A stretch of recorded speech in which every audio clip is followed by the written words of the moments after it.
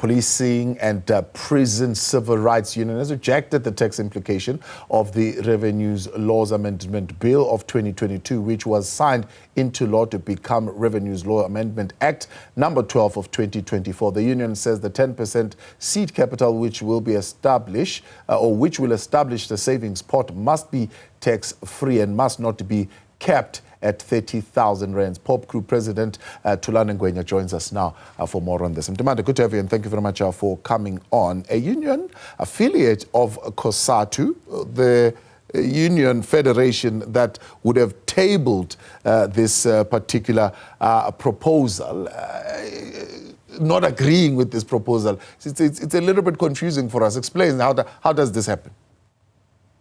Good evening, Thabo, and good evening to the viewers at home. Thabo, it's not confusing. Let me clarify. When we propose for the access, we never propose for two-pot system. We propose for an access to the pension fund for relief of our members, so that our members can be able to deal with the issue of their indebtedness as well as the challenges that they are facing.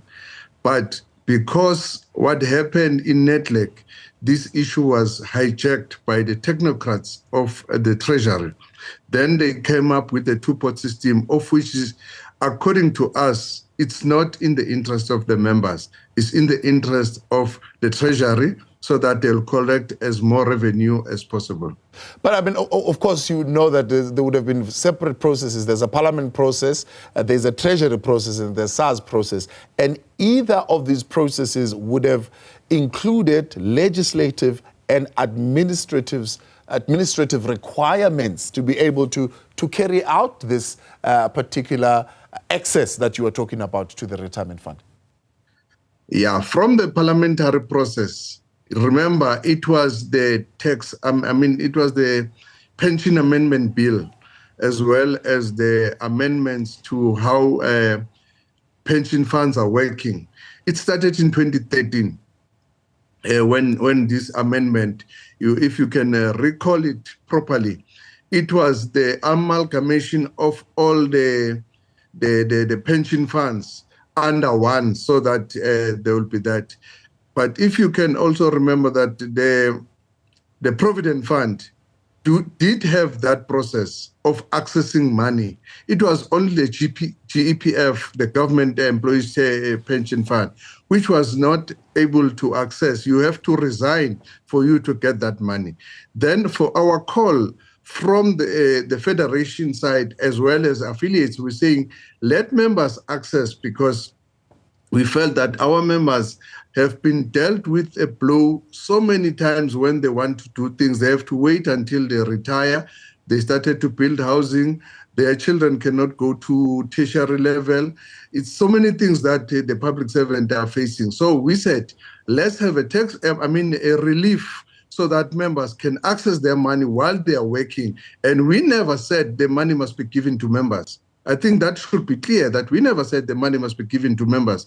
We said the money must be channeled to where the member will say to you through the proof, I'm owing a house so much, therefore that house must be paid in full, so that the money that I'm paying, it even is going to save government from the housing allowance that they are paying, of which is not enough. They can save from that money. Then that installment can be dealt with for school, for cars and everything. Not that you give the member the money. The member might use the money for the wrong reason. Then so, from there... So your idea is that this money should not be used for living costs. And you're saying it must deal with, for example, those who repossess homes, those who repossess cars. It must go to them rather than be taken for living costs of the employees. Yes, because look, if you work in the public service, it's very difficult for you to purchase a house from the onset as you come in. When you have purchased a house, there is something that you're not going to be able, like taking your children to school at a tertiary level, because the bracket says 350. And as I'm telling you now, majority of the public servants who are working there, they cannot afford to pay the fees for their children in the tertiary institution.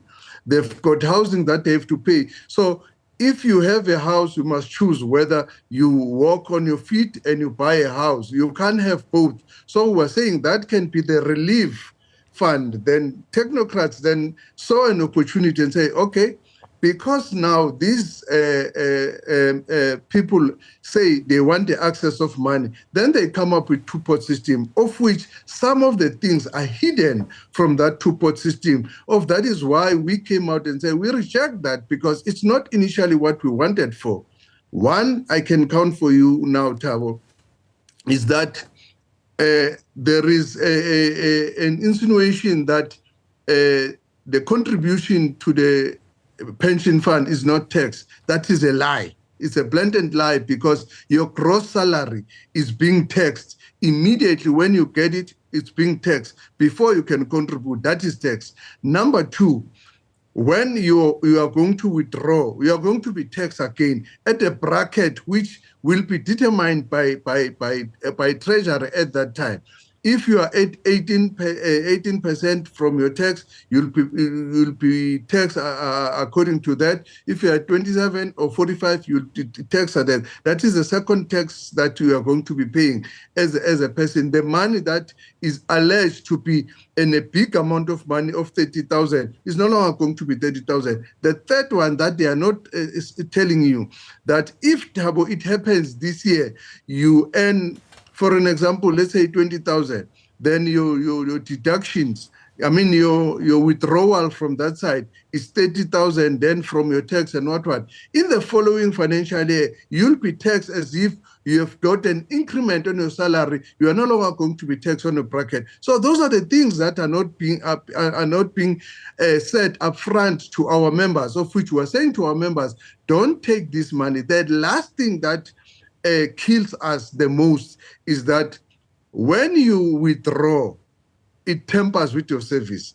Thabo, I've worked for so many years in the SAPS. I've got a lengthy service. If it happens that I want to withdraw, then they tamper into my service. The last thing that also will kill Explain those that. who are Explain. coming. What do you mean it tampers into your service? Okay, I'll make an example, of which might be a simple example. If me and you were entering into a contract to say, Thabo, you come to Newzroom Afrika every Monday, I'll give you a bottle of water every Monday, but I'm going to pay you on Saturday. So it means we're going to have 6 bottles of water if you take them all on Saturday. The thing that is going to happen on Tuesday, if you say you are thirsty, I'm going to give you water. You are withdrawing because I've actually said it's your water. Then also on Thursday, you keep on saying, I'm thirsty, I'm giving you the water. On Saturday, we're supposed to give you a full amount. How many water must I give you, Thabo? I must give you 4 because you've already withdrawn. So it tempers on what the agreement have said in terms of your service agreement. Once you withdraw, it deals with your service. That's what it means. And the worst part, everyone who's going to be entering a workplace from today going forward, you are not going to be able to access your preservation pot until you are 60. If you decide that you don't want to work there, you want to work somewhere else, that money is not going to be given to you. You are going to give it at 60. Then how can we say then that is an advantage for the workers that we said they want to get the relief? That is not the relief. So clearly you were growing skeptical and you were growing frustrated with this process, as you say the technocrats were taking over. Why were these issues never raised? Because, up until now, we were actually hearing a lot of pressure coming from COSATU to say, no, finalize this thing. The delays in implementing this thing are putting our members at a disadvantage. Finalize this thing. People must be able to get this 30,000 or 10% access and so on and so forth. It's a worse off. Yes, we have been saying finalize it because ours was to say it's a relief. It's not a two-pot system. Relief, they come with a two-pot system, of which is a word that they use that manipulated that your money is going to be put on the savings, the other one is going to be on the invested pot, the other one is going to all the other things that I've mentioned were not mentioned. We're not mentioned. We only find out when these things are about to be implemented to say it's going to have tax, it's going to have everything. But let me take you back. Public servants are as good as have retired in 2017, Tab, because the last administration for 5 consecutive years, we did not get any increment that goes direct to the pension fund. In 2018, when we were supposed to get our last leg of salary increment, we were taken to court. 2019, there was no real increment. 2020, there was COVID. We were working day in, day out. There was no increment that goes to the pension fund. 2021 up to 2022, where they give us below the inflation, which was 3%. Now we are saying this is a two-pot system. We are going to benefit. How are we going to benefit when our pension is already stagnant since 2017? And now we are saying we're going to benefit.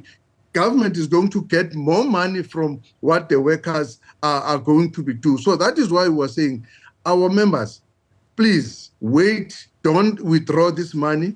We have agreed in principle with them that there are things that we need to sort out and sit down with Treasury to look at those things, because even they themselves, they've seen that this is not in the interest of the workers. So we are still going to take that process. No one is going to die. It has been postponed in the 1st of April when it was supposed to be implemented. It can be postponed again until we find one another. This thing is supposed to be meant to relieve workers, not to make workers to be worse off. There are some who are sitting here, they've already applied. I mean, is that not going to create a problem where people would have access to it, and you are saying others don't access it, and then this whole reform, if you take this thing on review, changes when other people have already withdrawn? I cannot control people, but information is power. Yeah, information is power, Tabo. If we are going to apply and get that money, remember, SARS have said without any fear of doubt, of contradiction, they have said, we are going to tax you. Secondly, we are going to see before your money is paid whether you don't owe us. If you owe us, we're going to take what Caesar belongs to Caesar. Yeah. And what are you be left with? So we're saying this is information that we're relating to all workers, not even public service, all workers across South Africa, that this is not as good as it looks like. It might be pretended to be good, but it is not good.